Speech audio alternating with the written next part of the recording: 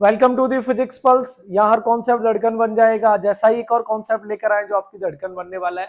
आज हमारी इस वीडियो में हम लोग डिस्कस करेंगे क्लास 10 साइंस का टॉपिक लाइट।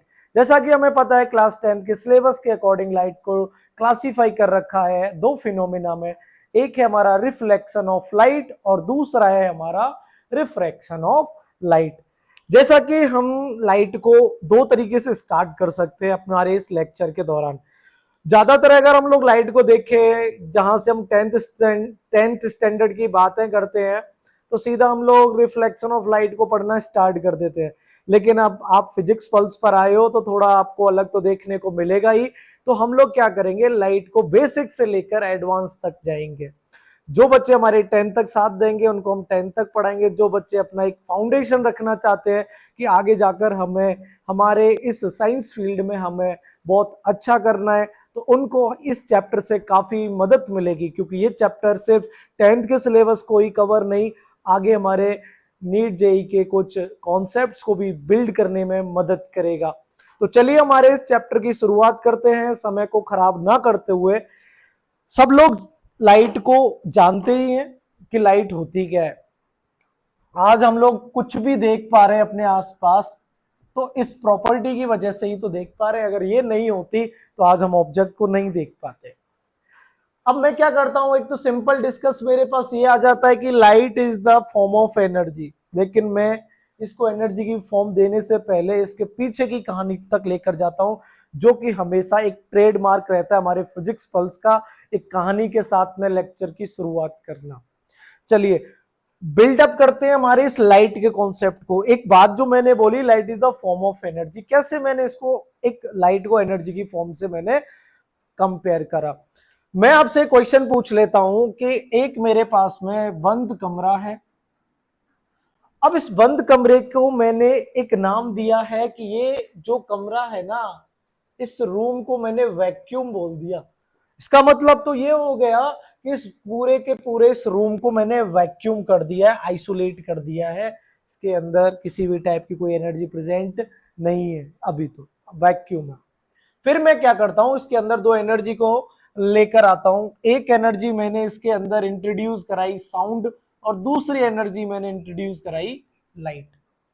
अब क्या होता है, ऐसे रूम के अंदर जिस रूम को हमने वैक्यूम बोला है, उसके अंदर हम देखते हैं कि जो साउंड एनर्जी है वो एनर्जी वहां पर दिखाई नहीं दे रही है। मींस जो साउंड की एनर्जी है वो वहां पर ट्रेवल नहीं कर रही। मींस अगर किसी भी ऑब्जेक्ट ने ए पॉइंट से साउंड को क्रिएट करा और बी पर कोई ऑब्जर्वर खड़ा है कि यार ये साउंड यहां से और यहां तक ट्रेवल होकर आए, तो साउंड इस वैक्यूम के अंदर ट्रेवल नहीं कर रही है। लेकिन जो लाइट एनर्जी है वो हमारे ए पॉइंट से बी पॉइंट तक ट्रेवल कर रही है। मींस ये एक कॉन्सेप्ट बनता है कि अगर कहीं वैक्यूम वर्ड आ जाता है और ये सवाल पूछ लिया जाता है कि वैक्यूम में कौन सी एनर्जी ट्रेवल करेगी, साउंड या लाइट, ना तो लाइट ट्रेवल कर रही है और ना ही साउंड ट्रेवल कर रही है। सॉरी, इसके अंदर लाइट ट्रेवल कर रही है और साउंड ट्रेवल हमारी नहीं कर रही है। अब बेसिकली देखा जाए तो ये दोनों तो है एनर्जी। भाई साउंड भी एक टाइप की एनर्जी है और लाइट भी एक टाइप की एनर्जी है। तो ऐसा इसके साथ क्या हो रहा है, लाइट के साथ में जो साउंड नहीं दिखा पा रही है, जबकि एक एनर्जी एक वैक्यूम में ट्रेवल हो रही है और दूसरी एनर्जी वैक्यूम में ट्रेवल होने से मना कर रही है। जैसे हमारे सन से हम तक रेज आ रही है, मैं जो बोल रहा हूं मेरे द्वारा जो साउंड प्रोड्यूस हो रही है वो आप लोग सुन पा रहे हो, या मेरे आसपास बैठे हुए ये मेरे बच्चे सुन पा रहे हैं। तो ये रीजन है कि मेरे द्वारा प्रोड्यूस साउंड एनर्जी वहां तक ट्रेवल कर रही है, सन से आने वाली लाइट एनर्जी यहां तक ट्रेवल कर रही है। मींस एनर्जी ट्रेवल तो होती है, लेकिन इस वैक्यूम के अंदर एक एनर्जी ट्रेवल हो रही है। इसका मतलब इस एनर्जी को कहीं ना कहीं हमने ऐसे दो पार्ट में क्लासिफाई कर दिया कि एक एनर्जी ट्रेवल होगी और एक एनर्जी ट्रेवल नहीं होगी। मींस अगर हमने इस रूम को वैक्यूम बोला है तो इसका मतलब ये है कि यहां पर जो मीडियम है वो प्रेजेंट नहीं है। बड़े आराम से शांति से बैठकर इस लेक्चर को देखना। अभी एक दो लेक्चर में आपको ये समझ में नहीं आएगा कि हमारे इस 10th के सिलेबस से इन सब बातों का लेना देना क्या है।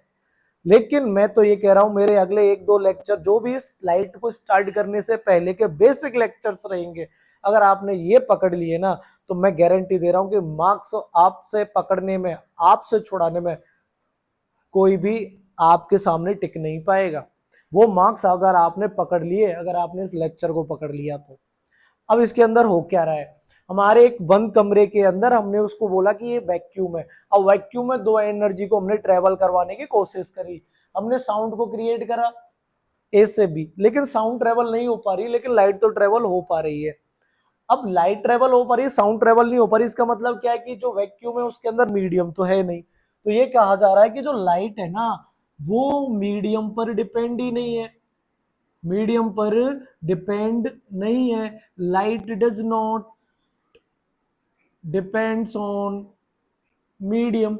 लेकिन साउंड जो है, अगर काश मीडियम होता तो आज साउंड भी ट्रेवल कर पाती। तो दो एनर्जी को हमने मीडियम के बिहाफ पर दो पार्ट्स में क्लासिफाई कर दिया कि भाई देखो ये जो एनर्जी है ना वो एनर्जी एक तो मीडियम पर डिपेंड है और एक एनर्जी हमारी विदाउट मीडियम ट्रेवल करती है।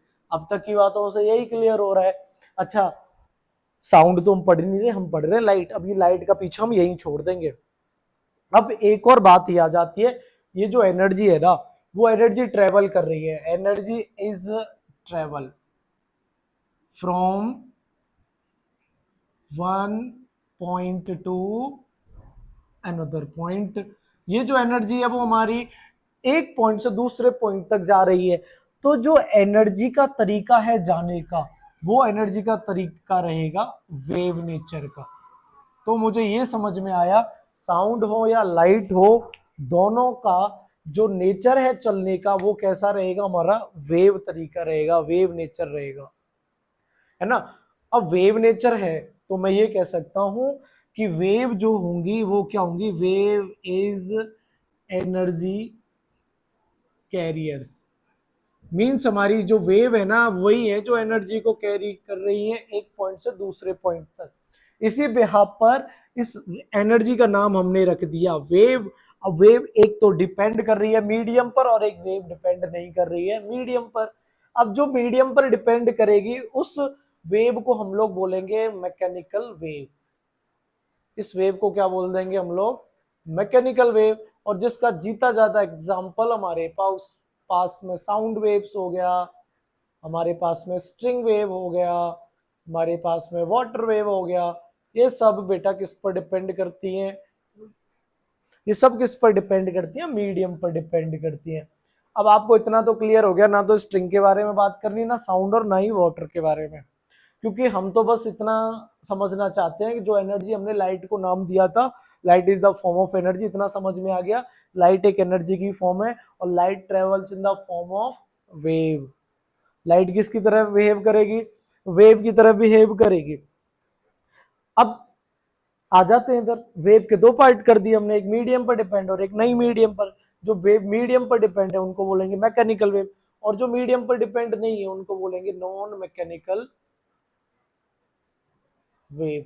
अब नॉन मैकेनिकल वेव के अंदर तो पढ़ने के लिए बहुत सारी वेव्स हैं, बहुत सारी वेव है नॉन मैकेनिकल के अंदर, लेकिन हमें अपने सिलेबस के अकॉर्डिंग ही बात करनी है।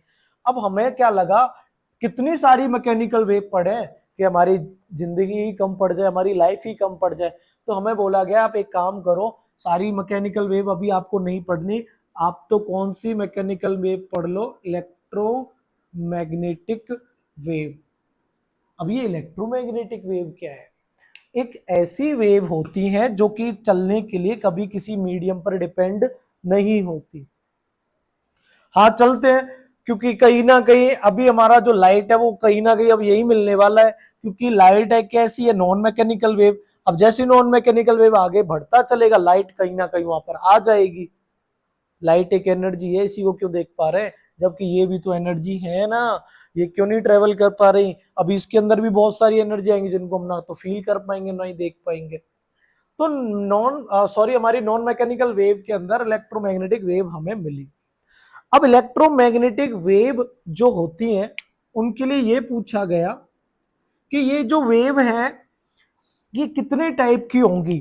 तो इनको क्लासिफाई करते गए इन इलेक्ट्रोमैग्नेटिक वेव को 7 पार्ट में डिवाइड कर दिया। सबसे पहली रेडियो वेव्स, दूसरी माइक्रोवेव्स, तीसरी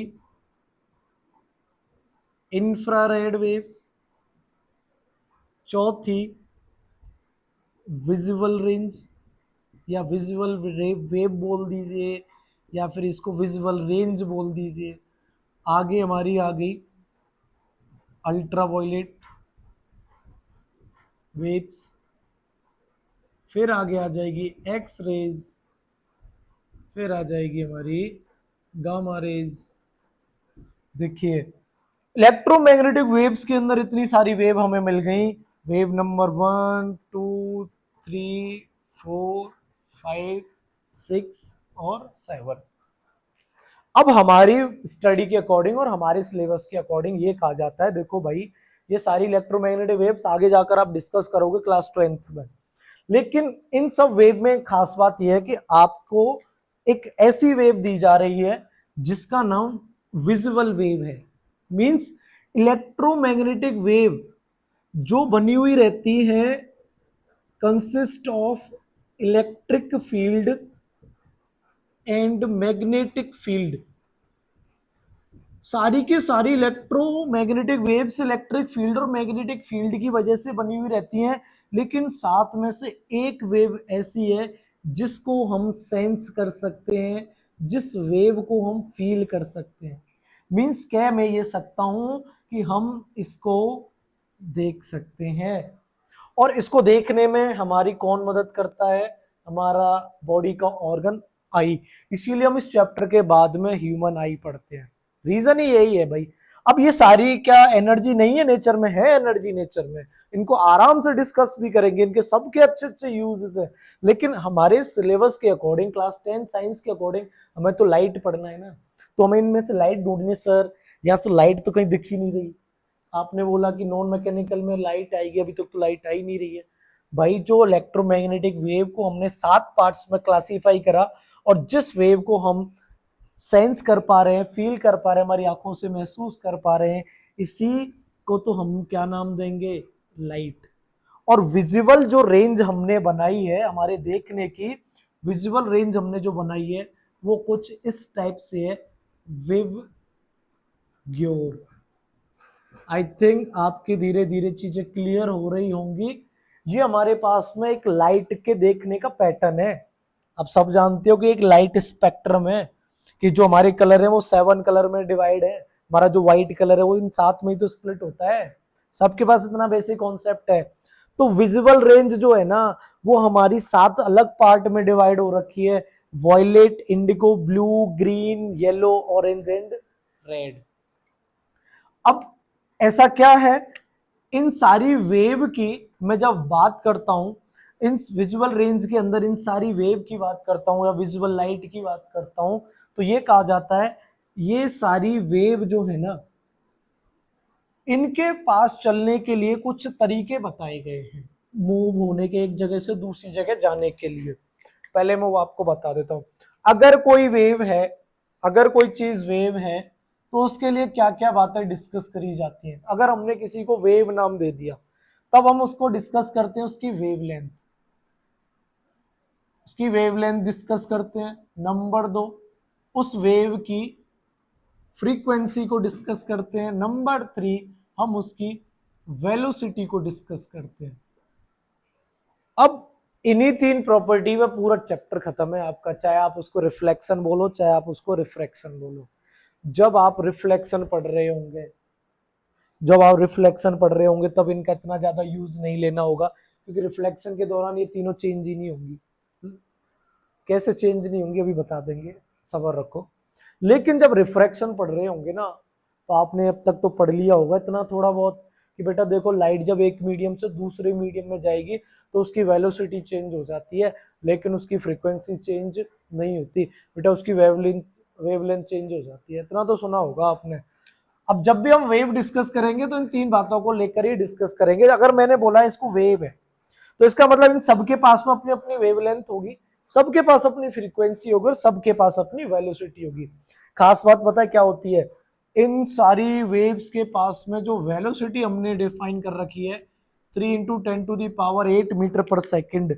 मींस कहने का ये है कि जब मीडियम नहीं होगा, मीडियम जब सबके लिए सेम है, वैक्यूम है, सब वैक्यूम में इतनी स्पीड से भागेंगे 3 × 10⁸ मीटर पर सेकंड से। अब इनको देखने की जो हमारी रेंज बनाई गई है वो कुछ इस टाइप से बनाई गई है। इस वॉयलेट कलर का जो वेवलेंथ है वो 400 नैनोमीटर से इधर आते आते 700 नैनोमीटर हो जाता है। मींस इधर से इधर चलने पर जो वेवलेंथ होती है, जब हम रेड टू वॉयलेट की तरफ बढ़ते हैं तो हमारी वेवलेंथ डिक्रीज करती है और हमारी जो फ्रीक्वेंसी होती है वो फ्रीक्वेंसी इंक्रीज करती है। आई होप अगर आपको नहीं दिख रहा है तो आप मेरी आवाज सुन सकते हैं, जिससे आप पता चल सकता है कि आपको मैं क्या बोल रहा हूं कि रेड टू वॉयलेट जाने पर वेवलेंथ डिक्रीज होगी और फ्रीक्वेंसी क्या होगी, इंक्रीज होगी।